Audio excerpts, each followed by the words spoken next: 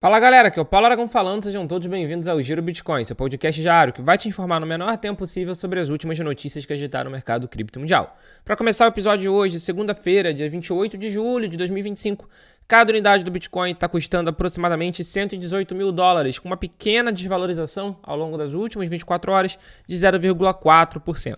Desvalorização que também tem sido vista pelo segundo maior criptoativo do mercado. Nesse instante, o Ether está em $3.780, com uma queda de 0,8% ao longo desse último dia. A gente consegue ver que ao longo desse último dia, grande parte das criptomoedas estão apresentando uma correção, estão apresentando uma desvalorização, com pequenas exceções ao longo do top 10, por exemplo. Mas, sem sombra de dúvida, a gente precisa falar da BNB. BNB, quinto maior criptoativo do mercado nesse momento, está com uma valorização de 5% ao longo das últimas 24 horas, com cada unidade $835, mas o que a gente precisa falar sobre eles é: BNB conseguiu renovar a sua all-time high no dia de hoje, é isso mesmo. A BNB bateu cerca de $860, renovando o seu topo histórico. Bem simbólico, bem significativo, a gente vê uma altcoin conseguindo renovar a sua all-time high, conseguindo renovar o seu topo histórico nesse momento. A gente tem visto nesse último ciclo o Bitcoin disparando em relação a grande parte das criptomoedas, mas nos últimos meses a gente tem começado a ver algumas criptos conseguindo se valorizar perante o Bitcoin, que é o caso agora, por exemplo, da BNB. Bastante significativo, e aí naturalmente a gente vai acompanhar isso de perto aqui no Giro Bitcoin para trazer para vocês. Mas dando continuidade ao episódio de hoje, indo agora para o mercado americano, especificamente sobre a parte de ETF, o ETF de Bitcoin Spot, na última sexta-feira, registrou um novo inflow. Foram 735 BTC adquiridos pelos ETFs do mercado americano. Um inflow relativamente pequeno, ainda mais se a gente comparar com os inflows que a gente tem o costume de ver acontecendo, mas de qualquer forma foi algo importante porque a gente conseguiu manter uma sequência positiva. Foi o segundo dia de inflow consecutivo no ETF de Bitcoin Spot, porque a gente teve ali uma sequência de 3 dias negativo na segunda, terça e quarta, então quinta e sexta a gente conseguiu fechar de forma positiva. Algo bacana, ainda mais que isso fez com que a semana também fechasse no positivo, a semana também fechasse no verde. E se o ETF de Bitcoin Spot foi apertado desse jeito, o ETF de Ether Spot, a gente pode falar completamente o contrário. Sexta-feira passada foi o 16º dia consecutivo de inflow, com uma entrada de 122.173 ETH, o que em dólar americano deu aproximadamente 452,8 milhões de dólares. Foi o 16º dia consecutivo de inflow, que nem eu falei, e foram mais esses 453 milhões de dólares aproximadamente. E isso é algo muito simbólico para o ETF de Ether, porque a gente tem visto a demanda institucional e a demanda dos investidores financeiros tradicionais por ETH crescendo. A gente vê que, por exemplo, é o 16º dia consecutivo e que esses ETFs já detêm aproximadamente 22,3 bilhões de dólares sob gestão. São mais de 5.800 milhões. 5.800.000 ETH sob gestão dos ETFs. Se a gente pegar esse valor e comparar, por exemplo, com o total de Ether, com o total de ETH em circulação, a gente vai ver que isso já é quase 5%. E além disso, a gente debate muito aqui sobre a questão de Bitcoin ser utilizado como reserva estratégica de empresas, né? Empresas comprando BTC como um ativo de tesouraria.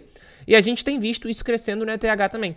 A gente já tem 64 empresas que compram o ETH como um ativo de investimento, como um ativo de tesouraria, o que já é cerca de 9 bilhões de dólares, o que é cerca de 2% do supply total do ETH.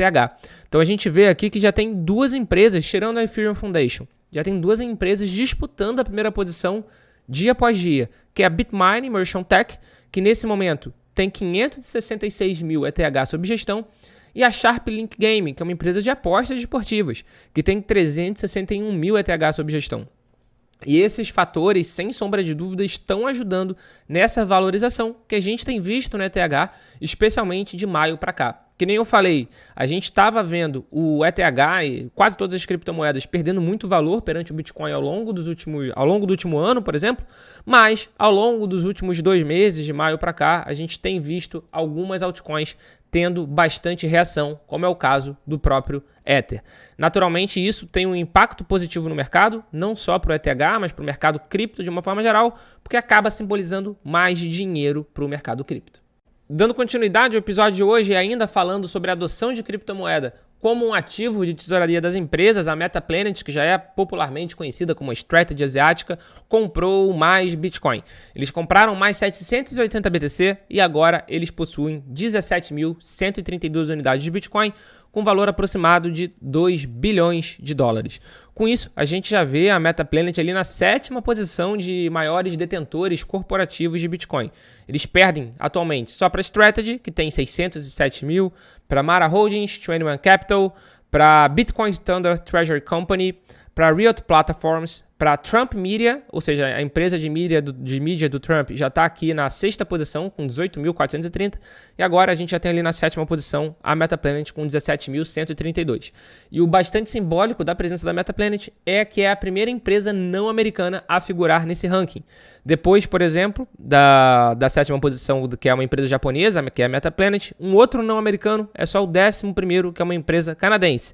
Depois é o 14º, que é uma empresa da China, depois em 18º, outra da China, depois em 19º da Alemanha, mas a gente vê um amplo domínio de empresas dos Estados Unidos. E a Metaplanet é a primeira não americana a figurar nessa lista, maior detentora corporativa do Japão, maior detentora corporativa da Ásia, maior detentor corporativo se a gente tirar os Estados Unidos da conta.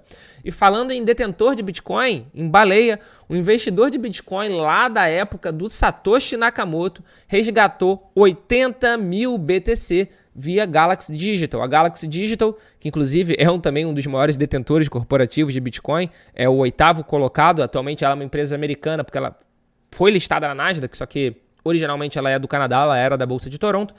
Eles auxiliaram a esse investidor a fazer a venda. E apenas uma pessoa, isso mesmo, apenas uma pessoa, vendeu 80 mil BTC que foram adquiridos, não se sabe se minerados ou comprados, na época do Satoshi Nakamoto. O anúncio aconteceu justamente, foi na última sexta-feira, na noite da última sexta-feira, e foi no momento de volatilidade, onde o BTC ele tinha chegado a cair para 115 mil dólares. Não se sabe se isso chegou a ter alguma influência no preço em si do Bitcoin, mas é bastante simbólico, né? A gente viu 80 mil BTC, 9 bilhões de dólares sendo liquidados em exchanges, em corretoras, e mesmo assim, mal mexeu no preço, a absorção do mercado foi super rápida, o que demonstra a maturidade do mercado e o quanto o Bitcoin é líquido.